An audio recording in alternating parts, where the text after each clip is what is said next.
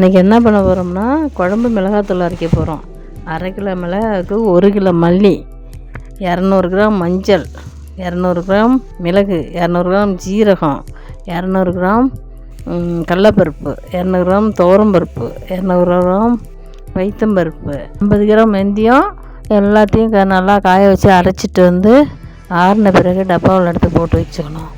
இது கருவாட்டு குழம்பு, மீன் குழம்பு, கறி குழம்பு, முட்டை குழம்பு, சாம்பார், காரக்குழம்பு, எல்லா வகையான பொரியலுக்கும் மிளகாத்தூள் போடுற பொரியலுக்கெல்லாம் போடலாம்.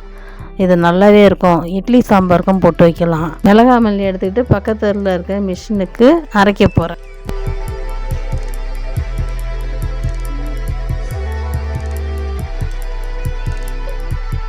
மில்லுக்கு போகிற வழியில் ஒரு கோயில் இருக்குது. அதில் ஏதோ ஒரு விசேஷம் போல்.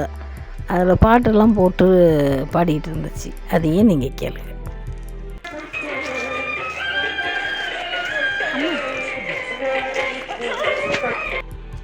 மிளகா மல்லியை நல்லா காய வச்சு எடுத்துகிட்டு போய் பக்கத்தில் இருக்க மிஷினுக்கு அரைக்க போனால் தெரு நாய் விரட்டுச்சு.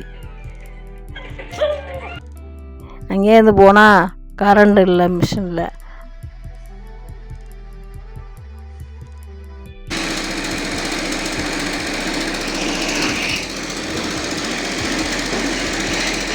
கொஞ்ச நேரம் கழித்து கரண்ட் வந்துருச்சு. மிளகா மல்லி அரைச்சிட்டு வீட்டுக்கு வந்தாச்சு.